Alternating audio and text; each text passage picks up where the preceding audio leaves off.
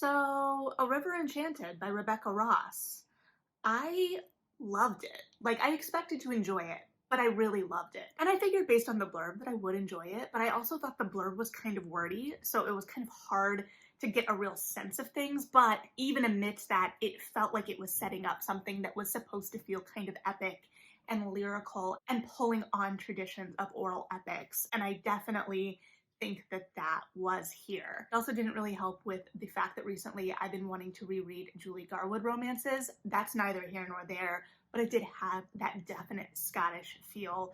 I also feel like this is a great example, before I really dive into the book itself, of why I give authors that I maybe didn't click with, or stories that I didn't click with the first time around, another go, because I didn't realize that I have read a book by this author before, one of her young adult books, and it didn't work for me. So there is something to be said for, one, authors being able to click with you at different times, or different stories clicking with you at different times. And again, if a story doesn't work for you in one moment, that's not an end-all be-all. It's not a definitive of how you're going to respond to that work from that author forever necessarily. But I think that book was generally well received. It just didn't work for me. So this book opens on Jack, who is a bard, a musician who has been training on the mainland for over a decade and has established a life. But we open on him returning to this island called Cadence that is full of lore and magic in the everyday sense.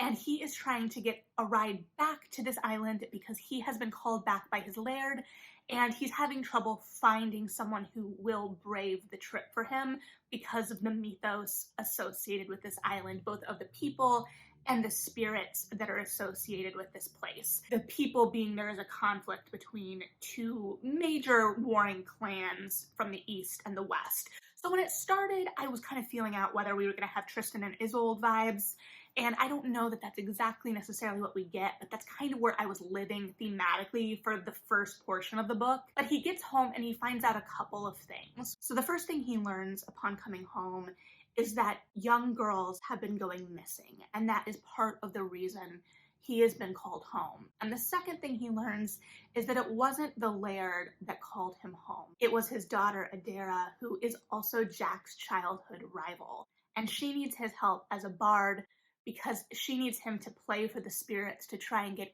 answers about what is happening to these young women. They are childhood rivals, and there is a lot of history of animosity there, but also, unsurprisingly, there is a lot of charge the minute they get into a room together.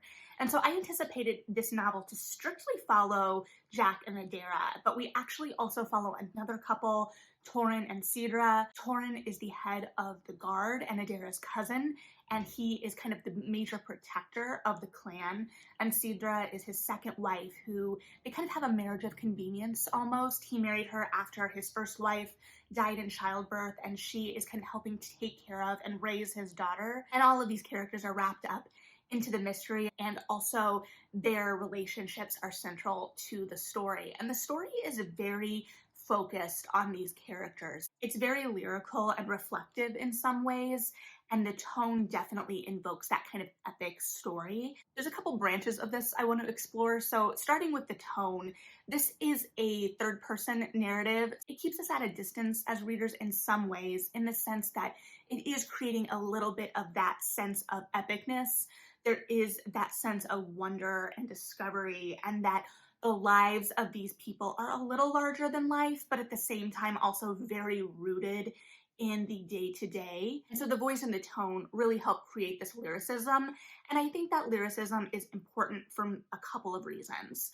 It's important because it helps set the emotional feel of this world. It feels like a folklore kind of ridden place, right? In some ways it made me think of the Bear and the Nightingale series, in the sense that it was playing with tone to create atmosphere in a similar way. But this was very rooted, or coded at least to me as a reader, to feel like it was rooted in the kind of tales of the Highlands, and it had that kind of sense of wonder in that way. We talked about the spirits, the idea that these spirits could impact the day-to-day lives of these people. One of my favorite aspects of the world was this idea of the wind being able to carry your words and using that to call people when you need them, but also this idea that the wind will carry rumors and knowledge, if you're not careful, further than your front door. And that's a simple little thing, but it's such a stellar mythological take on a small community and how things work in a small community, and also gives us a sense of breadth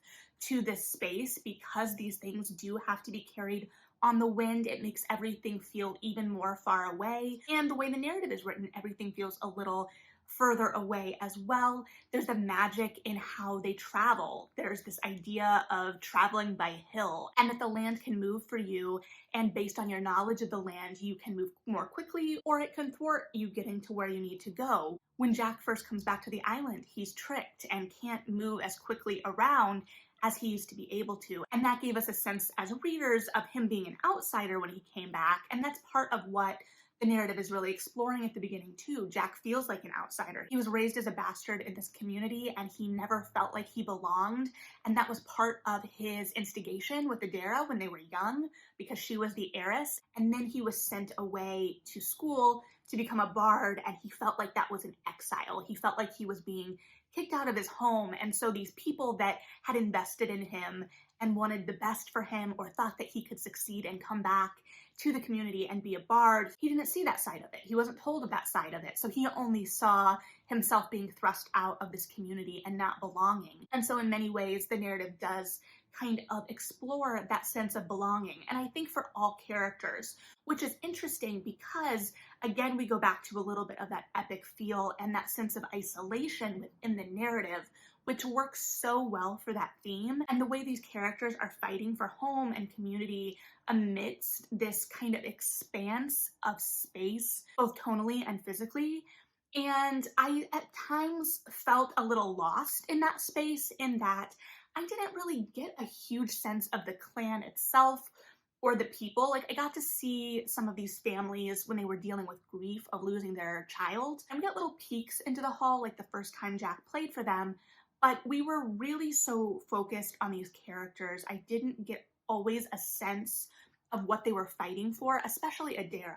And I felt like the narrative kept us the most distance from Adara, and I think that too is part of her character. She has really shut herself off, and she's taken on this helm of responsibility, and also has had a kind of heartbreak in her past that has made her walls go up. So she doesn't want to let people in terms of being vulnerable, and I did resonate with that. And so we get to see her kind of go head to head with Jack, and we're seeing both of them in their antagonism and the history there break down each other's walls, and they each find a way to belong in different ways while also fighting for something larger or figuring out their place amidst the larger picture. And on a different scale, Torin and Cedra are also kind of reevaluating their place, especially within their own relationship and what they thought their relationship was and what it is and what it becomes through some trial by fire through events in the book. And so the tone kind of creates that epicness and also highlights this loneliness in our characters in a way. But it also is very interesting because I think it's also playing into this idea of music being so central to this book. And it made me think about how we invoke senses that we can't experience through a specific medium. Like when I was in college in a design tech class. Now, I wasn't a designer, so to all my designer friends, I'm sorry that this is going to be like bare bones basic of this concept. But we watched the movie Perfume, and I've since read the book as well, so I've kind of engaged with that story in a couple different ways. And both of them, it's the idea of being able to invoke smell without you being able to smell through either print or screen. And so here we're talking about music and the power of music, both for Jack and how he found himself on the mainland, in community, and the way that music is kind of a bridge and a way to reach out and connect with the spirits of this island. We couldn't hear that music, and yet it's one of the connectors of this novel. And so I think that the tone, again, and the lyricism of the way it's written is supposed to be a part of that, especially because Jack plays a harp. So we are kind of playing with this idea of epics and epic stories, which also kind of spins down the idea of history and narrative. And so part of the idea of this story is this clan has been left without a bard. And so they haven't had anyone to sing to them. They haven't had that entertainment. But also, although the narrative doesn't really touch on this side of it, to me, they haven't had someone to kind of tell their histories, to sing their songs, to connect them in that real meaningful way. And so that was an interesting spin too, especially because, again, we don't really see Jack's life before. We are thrust in to the action, to the point of change.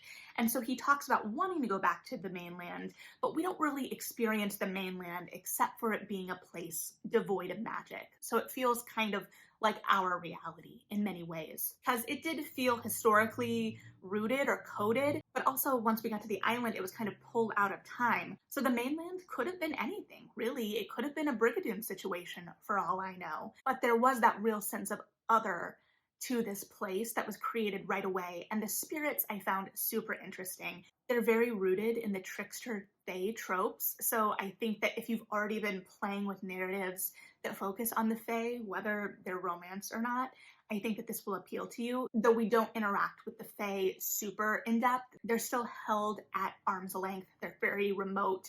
And they're almost a kind of religion for the people on this isle. And then there's the central conflict of these missing girls and Adair's belief that the spirits are behind it. So she is attempting to kind of navigate and save her people from these kind of mythical creatures. Amidst all of this, she's also dealing with like the normal raids from the West. And so there is this central mystery at the heart of this and driving this, but I don't think it was the main propulsive factor of this novel.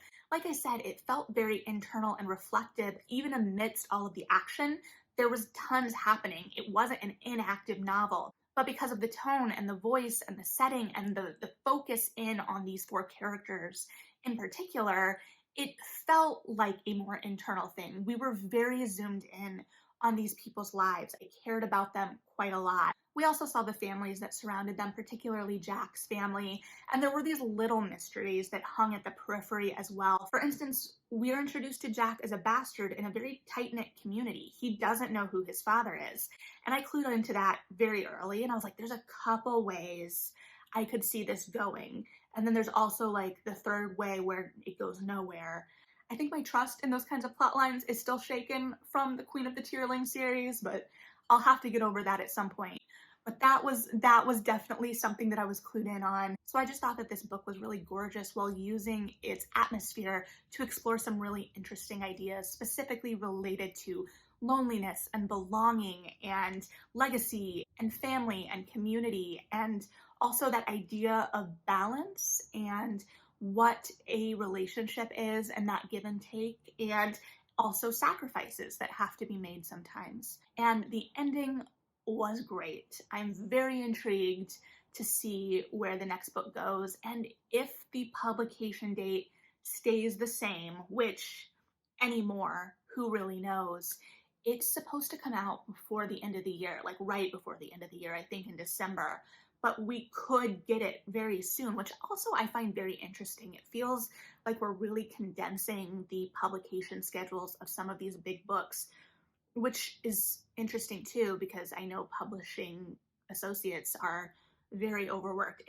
That's a larger tangent. We're not going to go there. So if you're looking for something a little mythical, a little lyrical, a little romantic, this is definitely for you. It has the kind of feel of the changing of the seasons. It could be a sharp spring wind or a cool fall breeze. And so I think that this is a perfect time to pick this up, because again, it has that kind of vastness and space to it while also feeling very intimate. So I was excited to spend time in this world with these characters, and I'm very anxious to get to revisit them. If you've read this, especially as I know it was a book of the month pick, a lot of people probably have, I would love to hear your thoughts. But thanks for hanging out. Read something good, like and subscribe if you feel like it, and yeah, bye.